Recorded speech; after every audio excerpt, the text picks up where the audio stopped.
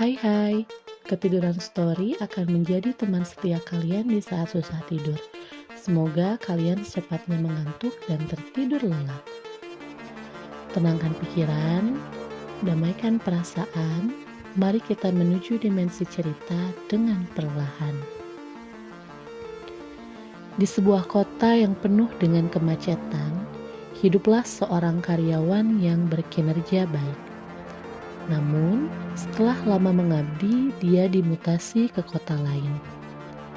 Dia dimutasi atas inisiatif manajernya, yang pada kenyataannya manajer itu merasa terancam jabatannya akan tergeser oleh karyawan tersebut. Karyawan itu bernama Andro. Beliau memiliki istri yang bernama Ancin, serta memiliki anak sematawayang yaitu Sas. Andro berumur sekitar 35 tahun. Dia bekerja sebagai seorang desain produk. Melukis adalah skill yang dimilikinya sejak kecil. Tentu, saat ini dia merasa bingung kenapa dia dimutasi. Padahal hubungan dengan manajernya baik-baik saja. Dalam kebingungannya, dia hanya berpikir positif dan menganggap manajernya memberikan tugas untuk tujuan yang terbaik. Sepulangnya ke rumah, dia mulai bercerita dengan istrinya perihal pekerjaan ini. Lalu istrinya memahami dengan baik sambil menenangkan Andro.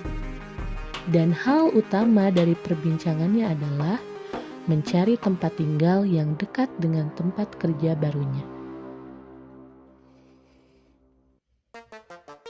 3 hari kemudian, setelah persiapannya matang, berangkatlah mereka sekeluarga menuju tempat tinggal barunya.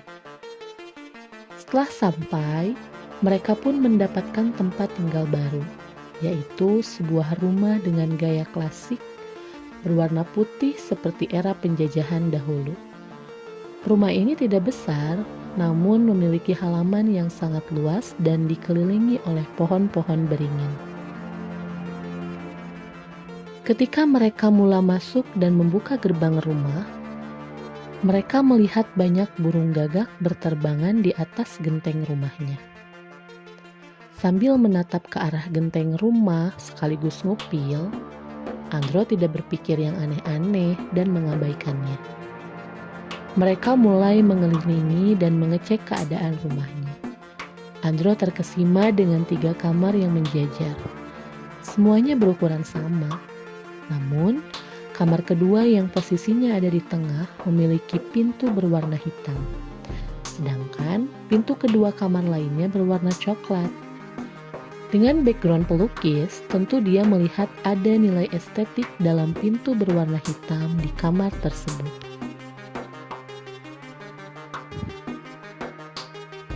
Sekitar pukul 5 sore, Andro dan istrinya mulai bersih-bersih dan menata barang-barangnya.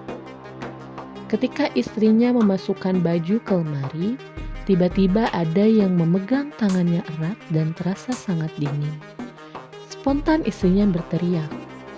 Andro pun datang dengan panik dan bertanya apa yang terjadi. Namun istrinya tidak ingin memperkeruh suasana, sehingga dia hanya kaget karena ada tikus.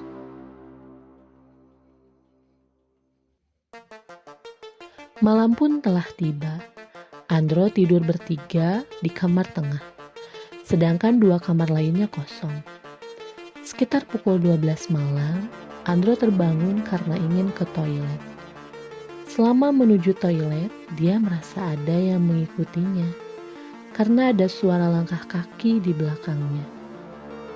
Sesaat dia menghentikan langkahnya dan teralihkan dengan suara delman melintas di belakangnya. Setelah buang air kecil, lalu ia bercermin. Di dalam cermin ia melihat bibirnya menjadi berwarna hitam, seperti warna pintu di kamarnya. Panik tidak karuan, ia mencuci wajahnya, menggosok-gosok bibirnya dengan telapak tangan. Lalu ia merendam wajahnya ke dalam bak. Dengan napas ngos-ngosan, ia bercermin lagi. Sekarang bukan hanya bibirnya saja yang hitam, Wajahnya pun menjadi hitam dan seperti dicat. Ia melihat air baknya dengan pelan. Betapa merindingnya dia bahwa warna air di dalam baknya berubah menjadi hitam pekat. Dalam kepanikan yang bertubi-tubi, ia mencoba menenangkan diri. Disinilah ceritanya akan dimulai.